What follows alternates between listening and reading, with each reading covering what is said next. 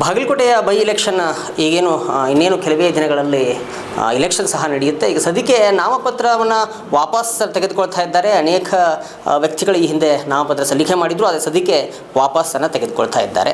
ಹಾಗೆ ಕಾಂಗ್ರೆಸ್ನಲ್ಲಿ ಚುನಾವಣಾ ಪ್ರಚಾರವೂ ಸಹ ಚುರುಕುಗೊಂಡಿರುವಂಥದ್ದು. ಈಗ ಸದ್ಯಕ್ಕೆ ಜಿಲ್ಲಾಧ್ಯಕ್ಷರಾಗಿರುವಂಥ ಅಂದರೆ ಕಾಂಗ್ರೆಸ್ ಜಿಲ್ಲಾಧ್ಯಕ್ಷರಾಗಿರುವಂತಹ ಎಸ್ ಜಿ ನಂಜನಮಠ ಸರ್ ನಮ್ಮ ಜೊತೆ ಇದ್ದಾರೆ. ಅವ್ರು ಮಾತಾಡಿಸ್ತಾ ಹೋಗೋಣ. ಸರ್, ಈಗ ಅನೇಕ ವ್ಯಕ್ತಿಗಳು ಈಗ ನಾಮಪತ್ರವನ್ನು ವಾಪಸ್ ತೆಗೆದುಕೊಳ್ತಾ ಇದ್ದಾರೆ. ಏನು ಅಂತಂದರೆ ಅವರು ಹೇಳಿರುವಂಥದ್ದು ಏನಂದರೆ, ಕಾಂಗ್ರೆಸ್ ಮೇಲೆ ನಮಗೆ ಹೆಚ್ಚಿನ ಅಭಿಮಾನ ಇದೆ, ಹೆಚ್ಚಿನ ನಾಯಕರು ನಮಗೆ ಅಪ್ರೋಚ್ ಮಾಡಿದ್ರು, ಆ ದೃಷ್ಟಿಯಲ್ಲಿ ನಾವು ವಾಪಸ್ ತೆಗೆದುಕೊಂಡಿದ್ದೇವೆ ಅನ್ನುವಂತಹ ಮಾತುಗಳನ್ನ ಮಾತನಾಡ್ತಾ ಇದ್ದಾರೆ. ತಾವು ಜಿಲ್ಲೆಯ ಕಾಂಗ್ರೆಸ್ನ ಅಧ್ಯಕ್ಷರು ಏನು ಹೇಳ್ತೀವಿ ಈ ವಿಷಯವಾಗಿ ಅನ್ನೋದು? ಅವರ ನಿರ್ಣಯವನ್ನು ಸ್ವಾಗತಿಸ್ತೇನೆ. ಕಾಂಗ್ರೆಸ್ನವರೇ ಅವರು ಕಾಂಗ್ರೆಸ್ಸಿನ ಬಗ್ಗೆ ಮತ್ತೆ ಅಭಿಮಾನ ಇಟ್ಟುಕೊಂಡು ಪ್ರೀತಿ ಇಟ್ಟುಕೊಂಡು ವಾಪಸ್ ಬಂದದ್ದಕ್ಕೆ ಆ 5 ಜನರನ್ನು ನಾನು ಸ್ವಾಗತ ಮಾಡ್ತೇನೆ.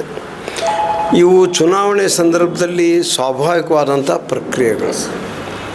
ಹಿಂದೊಮ್ಮೆ ಬೆಳಗಾವಿಯ ಒಂದು ನಗರಸಭೆ ಚುನಾವಣೆಗೆ 351 ಜನ ಒಂದು ವಾರ್ಡಿಗೆ ಅರ್ಜಿ ಕೊಟ್ಟಿದ್ದರು.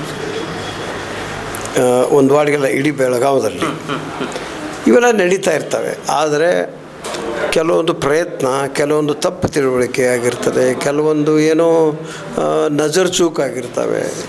ಹೀಗೆ ಈಗೊಬ್ಬರು ಭೇಟಿಗೆ ಬರ್ತಾರೆ, ನಾ ಇವ್ರ ಜೊತೆ ಮಾತಾಡ್ತಿರ್ತೀನಿ, ನಾನು ಮಾತಾಡ್ತಿಲ್ಲ ಅಂತ ಚಟ್ಕೊಂಡು ಹೋಗ್ತಾರೆ. ಇವೆಲ್ಲ ಸಾಮಾನ್ಯವಾಗಿ ನಡೀತಕ್ಕಂಥವುಗಳು, ಮುದ್ದಾಮಾಗಿ ನಡೆಯುವಂಥದ್ದಲ್ಲ. ಇವತ್ತು 5 ಜನ ಬಂದಂಥವರಿಂದ ನಮ್ಮ ಕಾಂಗ್ರೆಸ್ ಪಕ್ಷಕ್ಕೆ ಶಕ್ತಿ ಇನ್ನಷ್ಟು ಬಂದಿದೆ. ಕಾಂಗ್ರೆಸ್ ಪಕ್ಷ ಶಕ್ತಿಯುತವಾದಂಥ ಪಕ್ಷವೇ. ಆದರೆ ಎಲ್ಲರ ಒಂದು ಸಹಕಾರ ಆ ಶಕ್ತಿ ಹೆಚ್ಚಾಗಿರ್ತದೆ. ಅದಕ್ಕೆ ಅದರದೇ ಆದಂಥ ಶಕ್ತಿಗೆ ಮತ್ತು ಈ ಶಕ್ತಿ ಹೆಚ್ಚಿನ ಒಂದು ಮೆರುಗನ್ನಾಗಲಿ ಮತ್ತು ಆರಿಸಿ ಬರ್ತಕ್ಕಂಥ ವಾತಾವರಣ ಆಗಲಿ, ಈ 5 ಜನ ಕಾಂಗ್ರೆಸ್ ಪಕ್ಷಕ್ಕೆ ಮರಳಿ ಬಂದಿರುವ ವಿಷಯದ ವಾತಾವರಣ ಚುನಾವಣೆಯ ಮೇಲೆ ಉತ್ತಮ ಪರಿಣಾಮ ಬೀರುತ್ತದೆ. ಅವರು ಮತ್ತೆ ನಮ್ಮ ಪಕ್ಷಕ್ಕೆ ಬಂದದಕ್ಕೆ ನಾನು ಅವ್ರನ್ನ ಸ್ವಾಗತ ಮಾಡೀನಿ, ಇನ್ನೂ ಮಾಡ್ತೀನಿ. ಸರಿ, ಇನ್ನು ಪ್ರಚಾರದ ವಿಷಯಕ್ಕೆ ಬಂದರೆ, ಈಗ ಆಲ್ರೆಡಿ ತಾವು ಮನೆಗಳಿಗೆ ಭೇಟಿ ಕೊಡ್ತಾ ಇದ್ದೀರಿ, ಪ್ರಚಾರನೂ ಮಾಡ್ತಾ ಇದ್ದೀರಿ, ಅನೇಕ ಗ್ರಾಮೀಣ ಭಾಗಗಳಲ್ಲೂ ಹೋಗ್ತಾ ಇದ್ದೀರಿ. ಯಾವ ಥರ ರಿಯಾಕ್ಷನ್ ಇದೆ? ಅದರಲ್ಲೂ ಕಾಂಗ್ರೆಸ್ ಪಕ್ಷ ಸದ್ಯಕ್ಕೆ ಆಡಳಿತಾರೂಢ ಪಕ್ಷವಾಗಿರುವಂಥದ್ದು. ಸೊ ಯಾವ ರೀತಿ ಇರಲಿದೆ ಅನ್ನುವಂಥದ್ದು ಸರ್? ನೋಡಿ, ಜನ ಬುದ್ಧಿವಂತರಿರ್ತಾರೆ. ನಾವೇ ರಾಜಕಾರಣಿಗಳು ಪ್ರಚಾರಕ್ಕೆ ಹೋಗೋರು ಬುದ್ಧಿವಂತರಂತಲ್ಲ. ಎಲ್ಲರಿಗೂ ಎಸ್ ಅನ್ನುವಂಥದ್ದು ಅದು ಅವರ ಸಂಸ್ಕೃತಿ. ಅವರು ಯಾರಿಗೂ ನಾನು ಕಾಂಗ್ರೆಸ್ನವ, ನೀ ಯಾಕೆ BJP ನಮ್ಮ ಮನೆಗೆ ಬಂದಂತೂ ಅನ್ನೋಂಗಿಲ್ಲ. BJP ರಾಜ್ಯಾಧ್ಯಕ್ಷರಿರಲಿ, ನಮ್ಮ ಬಾಗಲಕೋಟೆ ನಗರ ಅಧ್ಯಕ್ಷರಿರಲಿ, ನಾವು ಕಾಂಗ್ರೆಸ್ನವ್ರ ಮನೆಗೆ ಅವ್ರಿಗೆ ಓಟ್ ಹಾಕಕ್ಕೆ ಹೋದಾಗ, ಕೇಳಕ್ಕೆ ಹೋದಾಗ ಆಯಿತು ಅಂತ. ಇದು ನಮ್ಮ ಸಂಸ್ಕೃತಿ.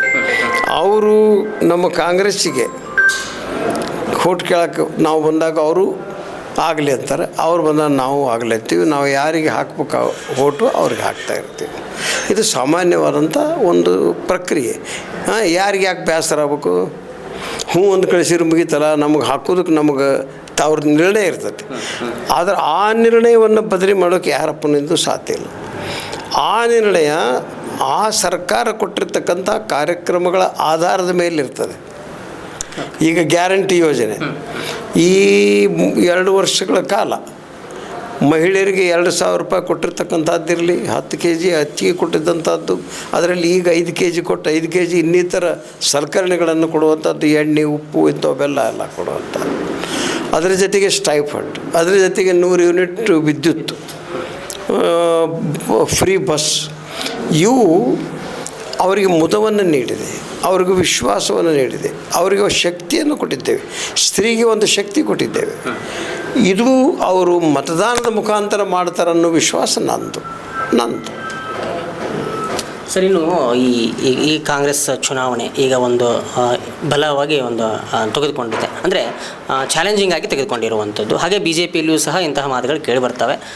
ಕೆಲವೊಂದಿಷ್ಟು ಜನ ಹೇಳ್ತಾರೆ, ಕಾಂಗ್ರೆಸ್ನ ಅನೇಕ ನಾಯಕರು ಬಂದು ಇಲ್ಲಿ ಕೂತ್ಕೊಳ್ಳಿ, ನಮ್ಮದೇ ಪಕ್ಷ ಬರುವಂಥದ್ದು, ಓಟನ್ನು ಜನರು ಹಾಕ್ತಾರೆ ಹೊರತು ನಾಯಕರು ಹಾಕಲ್ಲ ಅನ್ನುವಂತಹ ಮಾತುಗಳನ್ನ ಕೇಳಿ ಬಂದಿದ್ವು. ಚುನಾವಣೆಯ ಒಂದು ಸ್ಟಂಟ್, ಚುನಾವಣೆಯ ಒಂದು ಪದ್ಧತಿ. ಯಾರು ಒಬ್ಬ ನಾಯಕರು ಬರ್ತಾರೆ, ಆ ನಾಯಕರಿಗೆ ಬೇಕಾದವರು ಖುಷಿ ಆಗ್ತಾರೆ, ಇನ್ನೊಬ್ಬ ನಾಯಕರು ಬರ್ತಾರೆ, ಅವ್ರಿಗೆ ಬೇಕಾದವರು ಖುಷಿ ಆಗ್ತಾರೆ. ಇದೊಂದು ಸಂದರ್ಭ. ಈ ಸಂದರ್ಭವನ್ನು ನಾವು ಬೇರೆ ಬೇರೆ ನಾಯಕರನ್ನು ಕರ್ಕೊಂಬಂದು ಪ್ರಚಾರ ಭಾಷಣವನ್ನು ಮಾಡಿಸೋದು ಒಂದು ಪ್ರಕ್ರಿಯೆ. ಇದು ಮೊದಲಿನಿಂದಲೂ ಇದೆ, ಈಗ ಹೆಚ್ಚಾಗಿದೆ. ಕಾರಣ ಜನಸಂಖ್ಯೆ ಜಾಸ್ತಿ ಆಯಿತು, ಪಕ್ಷ ಹೆಚ್ಚಾದು, ಲೀಡರ್ ಸಂಖ್ಯೆ ಹೆಚ್ಚಾಯ್ತು. ಮೊದಲು ಊರಿಗೊಬ್ಬ ಲೀಡರ್ ಇರ್ತಿದ್ದ, ಈಗ ಮನೆಗೊಬ್ಬ ಲೀಡರ್ ಅದ, ಹೌದಲ್ಲ? ಅದರ ಮೇಲೆ ಹೋಗ್ತಿರ್ತದೆ. ಇದು ಕಾಲಮಾನದ ಬೆಳವಣಿಗೆಗಳು. Okay sir. ಒಟ್ಟಿನಲ್ಲಿ ಕಾಂಗ್ರೆಸ್ ಪಕ್ಷಕ್ಕೆ ಚಾಲೆಂಜ್ ಆಗಿದ್ದಂತಹ ಒಂದು 5 ಜನ ಇವತ್ತು ವಾಪಸ್ ಅಂದರೆ ಕಾಂಗ್ರೆಸ್ಗೆ ಬರುವಂತಹ ನಿಟ್ಟಿನಲ್ಲಿ ನಾಮಪತ್ರವನ್ನು ವಾಪಸ್ ತೆಗೆದುಕೊಂಡಿದ್ದಾರೆ. ಒಟ್ಟಿನಲ್ಲಿ ಕೊನೆಯದಾಗಿ ಏನು ಹೇಳ್ತೀರಿ ಅನ್ನುವಂಥದ್ದು? ಈ 5 ಜನರ ಬರುವಿಕೆ ನಮ್ಮ ಕಾಂಗ್ರೆಸ್ ಪಕ್ಷಕ್ಕೆ ಹೆಚ್ಚಿನ ಶಕ್ತಿ ಬಂದಿದೆ.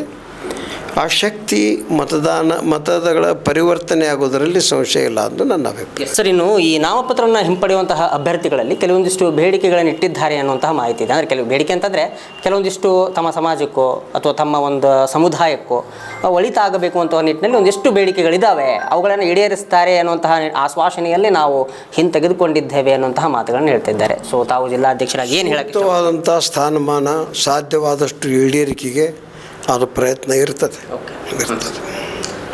ಓಕೆ, ಇದಿಷ್ಟು ಜಿಲ್ಲಾಧ್ಯಕ್ಷರಾಗಿರುವಂತಹ ನಂಜನಮಠರು ಹೇಳಿರುವಂಥದ್ದು. ಕೆಲವಿಷ್ಟು ಜನ ಏನು ಒಂದಿಷ್ಟು ಬೇಡಿಕೆಗಳಿಟ್ಟಿದ್ರು, ಅದನ್ನು ಕಾರ್ಯ ರೂಪಕ್ಕೆ ತರುವಂತಹ ನಿಟ್ಟಿನಲ್ಲಿ ನಾವು ಕೆಲಸವನ್ನು ಮಾಡ್ತೇವೆ ಅನ್ನುವಂತಹ ಮಾತುಗಳನ್ನ ಮಾತನಾಡಿದ್ದಾರೆ.